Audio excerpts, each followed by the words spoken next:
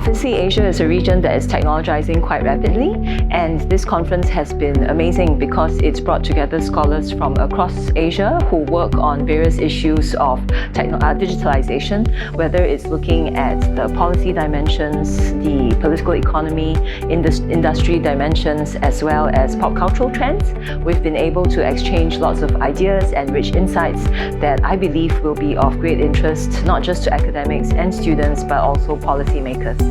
I think Asia is a great object or set of objects of study for the digital, because many of the digital technologies internationally are here in Asia, used by hundreds of millions of people. So the internet, for instance, is really being used by more people in this region than elsewhere around the world. And emerging technologies, whether it's facial recognition, whether it's payment systems, are unfolding here as well. So the theme of digital transactions has been developed over a number of years by the researchers here, and our interest in this idea has been engaging with the digital and the many different relationships that stem across digital exchanges in the region.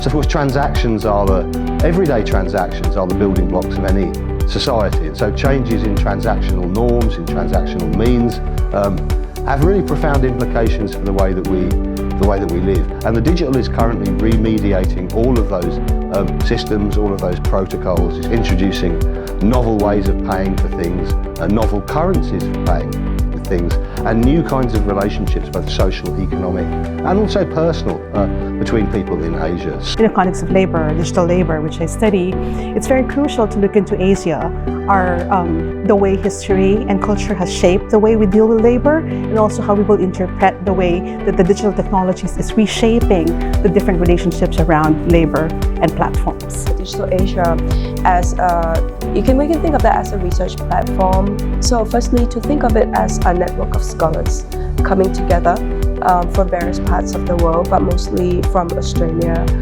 and in Southeast Asia, coming together working on projects and topics that relate to digital transformations in Asia, right?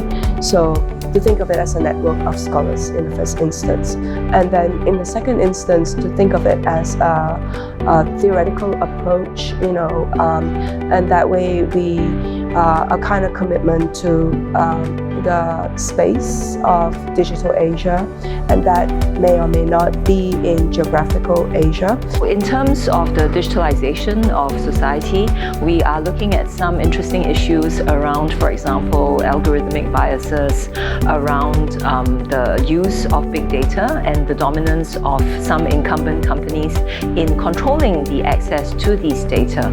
So it's important that academic insights are provided to weigh in on these issues and whether or not we need more active regulation in these aspects so that we can ensure that digitalization is much more fair and equitable as well as inclusive.